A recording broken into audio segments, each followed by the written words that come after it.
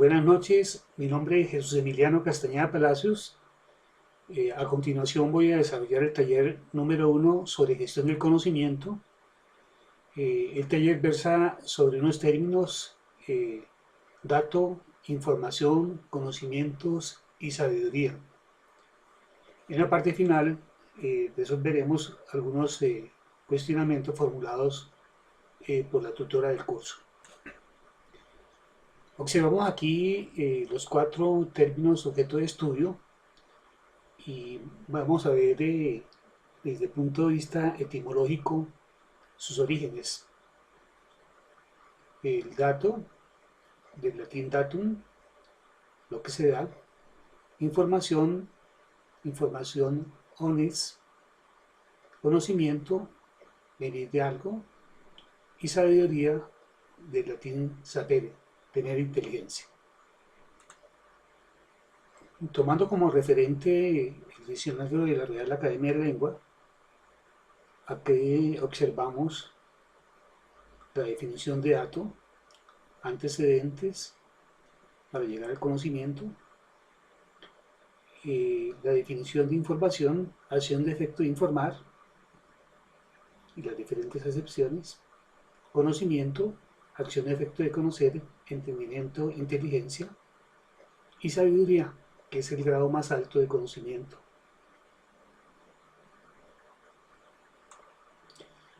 Presentamos aquí una jerarquización desde lo más elemental hasta el máximo nivel, que es la sabiduría. Esta jerarquización tomamos como base las definiciones de David Sport y de Prusat, generadas en 1999. Este pirámide invertida la he tenido como una adaptación a los mencionados autores. Después de mostrar la jerarquización, vamos a relacionar datos, información y conocimientos, cuáles son las diferencias y cuáles son las relaciones existentes entre estos 3 términos.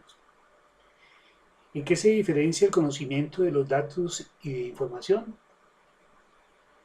En una conversación informal, los 3 términos suelen utilizarse indistintamente. Esto puede llevar a una interpretación libre de conceptos del conocimiento. Quizá la forma más sencilla de diferenciar los términos sea pensar que los datos están localizados en el mundo y el conocimiento está localizado en los agentes de cualquier tipo, personas, empresas, máquinas, mientras que la información adopta un papel mediador entre ambos. Siendo consecuentes con la jerarquización de los términos de referencia, empezaremos con el dato. Los datos son la mínima unidad semántica y corresponden con elementos primarios de información que por sí solo son irrelevantes, como apoyo a la toma de decisiones. También se puede ver como un conjunto discreto de valores que no dicen nada sobre el porqué de las cosas y no son orientativos para la acción. Un número telefónico, un nombre de una persona, por ejemplo, son datos que sin un propósito ni una utilidad en un contexto no sirven como base para apoyar la toma de decisiones. Los datos pueden ser una colección de hechos almacenados en un lugar físico, como un papel, un dispositivo electrónico o la mente de una persona. En este sentido, las tecnologías de la información han aportado mucho a la recopilación de datos.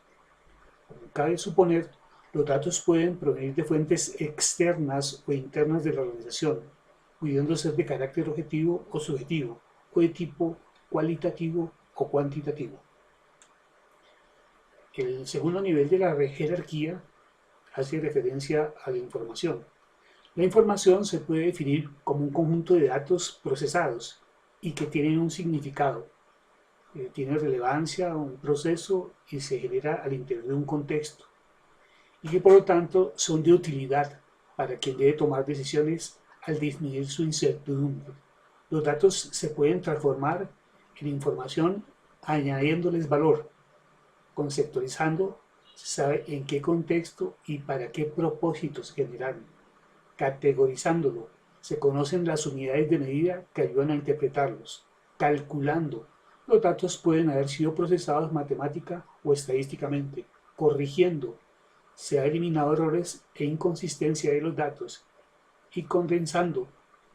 Los datos se han podido resumir de forma más concisa, se han agregado. En el tercer nivel ascendente tenemos el conocimiento. El conocimiento es una mezcla de experiencia, valores, información y know-how que sirve como un marco para la incorporación de nuevas experiencias e información y es útil para la acción. Se origina y se aplica en la mente de los conocedores, en las organizaciones con frecuencia no solo se encuentra dentro de documentos o almacenes de datos, sino también está en las rutinas organizativas, procesos, prácticas y normas. Continuando con el concepto de conocimiento, este se deriva de la información, así como la información se deriva de los datos. Para que la información se convierta en conocimiento, es necesario realizar acciones como comparación con otros elementos, predicción de consecuencias, búsqueda de conexiones, conversación con otros portadores de conocimiento.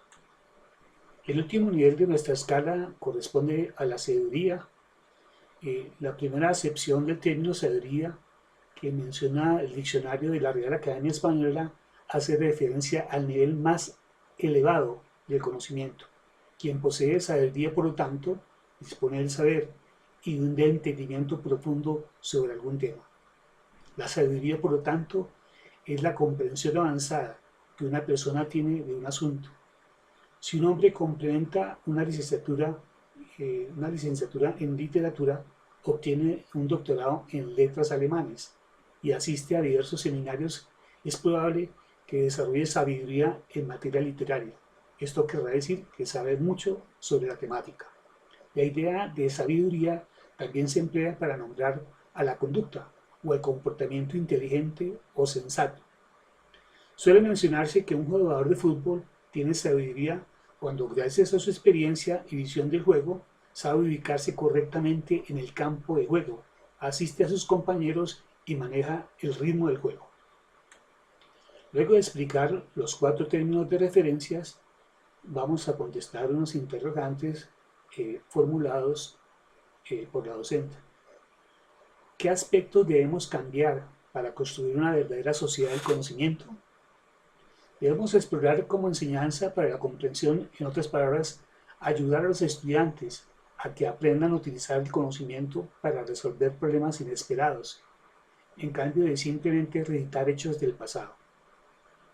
Diseñar estrategia para crear una cultura de pensamiento en el salón de clase que anime a los estudiantes a pensar crítica y creativamente. Convertir la evaluación continua en una parte integral del currículo para que ella refuerce la institución y guíe a los estudiantes en un proceso de reflexión sobre un trabajo. Desarrollar la implementar criterios de evaluación y procedimientos al interior de la escuela para que pueda documentar todo tipo de habilidades de los estudiantes.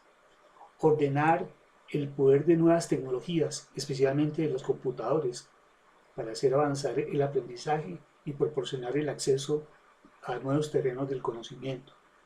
Relacionar la instrucción en el salón de clase con las tareas y experiencias que los estudiantes encontrarán fuera de la escuela y particularmente en el mundo del trabajo. Evaluar los variados esfuerzos de instituciones culturales para enriquecer la educación en las artes, llevando artistas a las escuelas como mentores, intérpretes o para entretenimiento de profesores. Diseñar juegos, exhibiciones interactivas y otras actividades que atraen a una variedad de estilos de aprendizaje y atraen nuevos públicos a los museos. ¿Cómo nos formamos? Con el término tradicional se trata de identificar una época que distingue por la presencia de 3 polos característicos. El conjunto de modos de actuar en pedagogía producto de una tradición, la tradición y la cultura pedagógica en el doble sentido de la cultura profesional y de origen cultural de la pedagogía, de la cual se toman prestados los principios y la manera de llevar a cabo una actividad pedagógica, por ejemplo una clase o dictar una clase.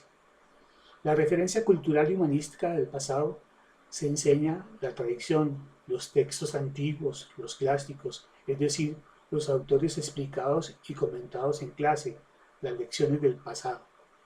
Esta continuidad está centrada sobre el acceso formador a los conocimientos y los valores indispensables, a la vez por su contenido y por la manera de acceder a ellos.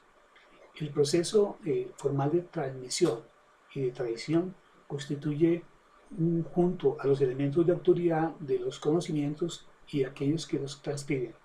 Más allá de los objetos a transmitir, se trata de obras del pasado o del presente. Este proceso se convierte en el fundamento activo y razonado del modelo tradicional. Estos elementos constitutivos del modelo tradicional pueden ser observados desde dos aspectos, del pasado al presente. Los modelos culturales en el origen de la pedagogía llamada tradicional. En nuestros días, los funcionamientos implícitos o explícitos de la actividad pedagógica ligados al modelo tradicional.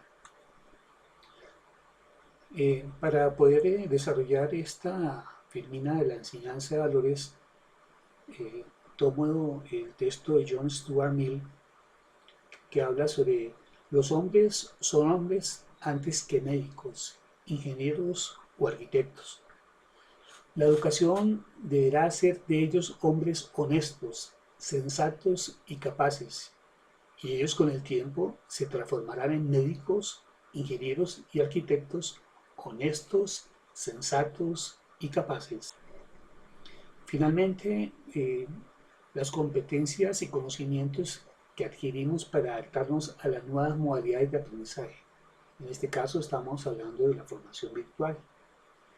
El alumno en la educación virtual debe tener competencias comunicativas, debe redactar, sustentar, argumentar para exponer los proyectos ante sus compañeros y tutores. Debe manejar las TICs, multimedia, la VirtualNet 2.0, Internet, buscadores, páginas sociales y competencias en saber bajar videos y música. Debe también contar con competencias comportamentales que permitan cambiar actitudes, trabajo en equipo, presentar resultados, ser constante y ser persistente para lograr las metas. Muchas gracias.